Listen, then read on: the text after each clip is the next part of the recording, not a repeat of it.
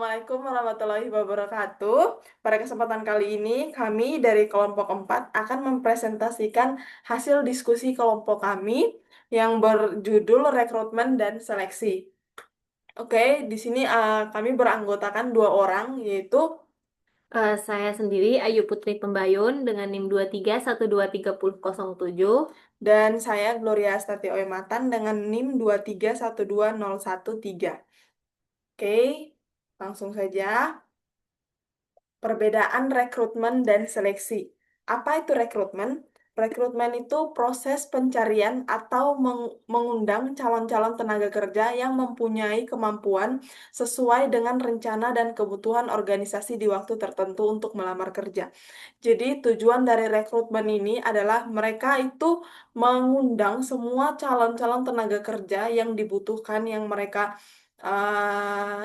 mau sesuai yang mereka sebarkan, mau kualifikasinya seperti apa, itu dikumpulkan gitu. Dan sedangkan seleksi itu adalah proses seseorang dari kelompok pelamar yang paling cocok atau mampu menduduki posisi tertentu dan untuk organisasi. Jadi seleksi itu di mana proses mereka dipilah. Dipilah itu artinya dipilih supaya mana nih yang cocok untuk mengisi posisi yang dibutuhkan di pekerjaan tersebut.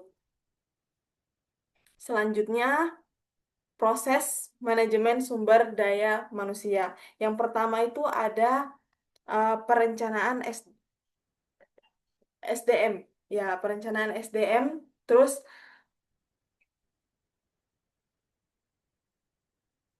yang kedua ada rekrutmen, terus ada seleksi, terus ada sosialisasi, pelatihan dan pengembangan, terus penilaian kerja, dan terakhir ada promosi, transfer, demosi, dan PHK. Oke, next. Oke, itu definisi menurut para ahli, yaitu Whitehair dan Davis tahun 1996.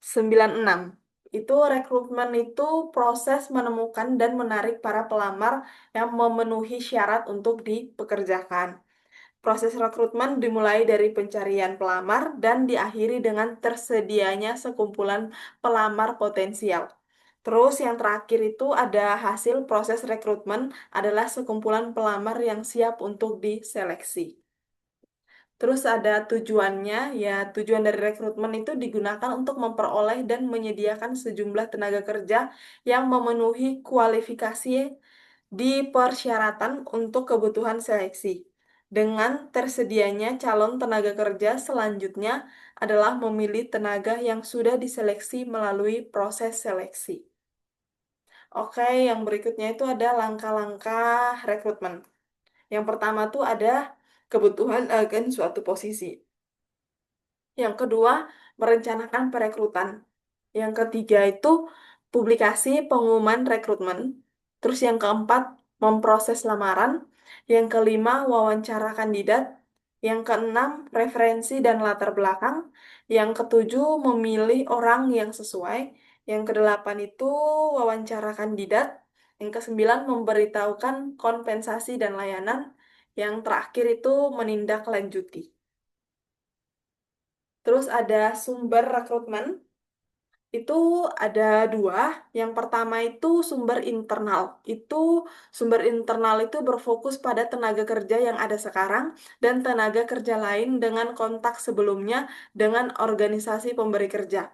Teman-teman Teman-teman dari tenaga kerja sekarang sebelumnya dan pelamar-pelamar sebelumnya bisa menjadi sumber perekrutan. Jadi sumber internal tuh misalnya kayak orang-orang di dalam situ yang kayak, kamu punya kenalan nggak teman yang bisa kerja ini, atau pokoknya dari mulut ke mulut yang orang yang kerja di situ.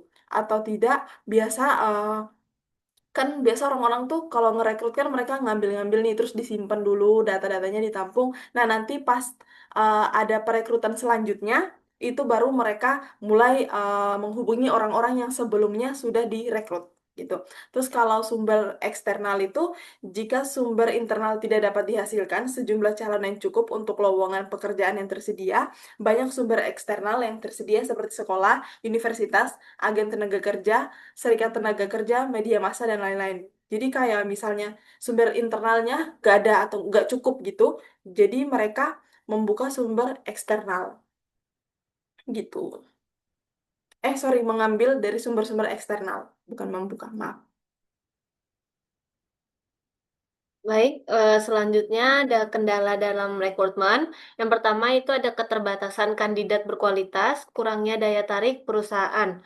Terus ada sumber rekrutmen terbatas, persaingan ketat antar perusahaan, bisa juga biaya rekrutmen yang tinggi, proses administrasi yang lambat, terus ada keterbatasan kandidat berkualitas, kurangnya daya tarik perusahaan, terus sumber rekrutmen terbatas, persaingan ketat antara perusahaan, ada biaya rekrutmen yang tinggi, terus terakhir ada proses administrasi yang lambat.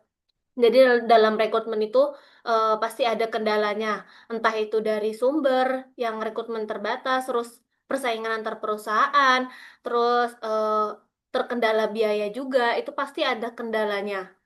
Dalam bukan hanya rekrutmen, di dalam seleksi juga pasti muncul kendala-kendala yang bakal apa ya namanya mempersulit atau yang pastinya ada konflik di dalamnya gitu. Terus selanjutnya ada definisi seleksi. Sebelumnya kita sudah mempelajari tentang apa itu rekrutmen. Selanjutnya yaitu definisi dari seleksi. Seleksi menurut Bambang Wahyudi adalah proses pemilihan beberapa orang dari sekumpulan orang-orang dengan preferensi tertentu. Proses seleksi tenaga kerja akan dapat terjadi dengan baik apabila empat komponen di dalamnya telah dapat ditetapkan terlebih dahulu. Komponen tersebut adalah yang pertama ada kuantitas atau jumlah tenaga kerja yang dibutuhkan, yang kedua ada standar kualifikasi tenaga kerja yang dibutuhkan, yang ketiga ada kualifikasi dari sejumlah calon tenaga kerja, terakhir yaitu serangkaian alat-alat seleksi. Nah, fungsi dari seleksi sendiri, oh ya sebelumnya, eh, rekrutmen dan seleksi itu dilakukan setelah rekrutmen. Jadi seleksi itu menseleksi hasil dari rekrutmen calon-calon anggota yang sudah lolos dari rekrutmen itu gitu. Nah, di sini ada fungsi dari seleksi. Menurut Dessler tahun 2017, dalam bukunya Human Resource Management, Dessler menjelaskan bahwa seleksi berfungsi untuk memilih kandidat yang paling sesuai dengan kebutuhan pekerjaan dan budaya organisasi, sehingga perusahaan dapat mencapai tujuan secara efektif. Terus juga ada dari Mondi dan No tahun 2005 dalam Human Resource Management mereka menekankan bahwa seleksi merupakan proses penting untuk memastikan individu yang dipilih mampu memberikan kontribusi optimal terhadap kinerja organisasi. Selanjutnya yaitu ada sistem seleksi yang efektif. Nah, sistem seleksi yang efektif ini bisa digolongkan ke dalam dua pendekatan, yaitu successive hardless selection approach, yaitu setiap calon tenaga kerja atau peserta seleksi diharuskan mengikuti prosedur seleksi bertahap. Hanya calon yang lulus yang berhak mengikuti tahapan seleksi selanjutnya. Terus ada efektivitas pendekatan ini itu tidaklah dijamin, tapi sangatlah efisien baik dari segi biaya maupun waktu, terutama bila jumlah peserta seleksinya sangat banyak. Yang kedua ada compensatory selection approach, yaitu semua calon tenaga kerja yang melamar diberi kesempatan yang sama untuk mengikuti seluruh tahapan seleksi yang telah ditentukan. Penilaian untuk menentukan diterima atau tidaknya calon tenaga kerja didasarkan atas jumlah skor atau nilai keseluruhan yang dapat dikumpulkan oleh calon tenaga kerja yang bersangkutan. Terus efektivitas dengan pendekatan ini lebih terjamin, tapi kurang efisien bila jumlah peserta seleksinya banyak. Pendekatan ini sangat tepat bila dipergunakan dalam seleksi anggota tenaga kerja manajerial. Selanjutnya ada tahap-tahap seleksi. Yang pertama ada screening, administrasi, yaitu kayak lamaran, mengumpulkan berkas-berkas atau ya mengumpulkan berkas CV gitu yang bisa mendukung untuk proses seleksinya.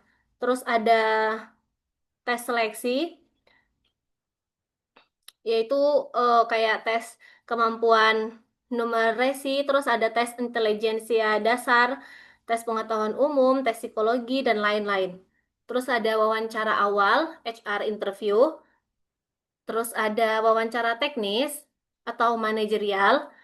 Selanjutnya ada pemeriksaan referensi dan latar belakang, terus pengambilan keputusan, terus ada offering letter atau penawaran kerja. Nah, yang terakhir yaitu onboarding. Baik, dari penjelasan yang sudah kami terangkan atau setelah kami jelaskan tadi, kesimpulan yang bisa diambil dari materi kita yaitu untuk mendapatkan SDM yang berkualitas, perusahaan harus betul-betul mempersiapkan proses rekrutmen dan seleksi secara maksimal.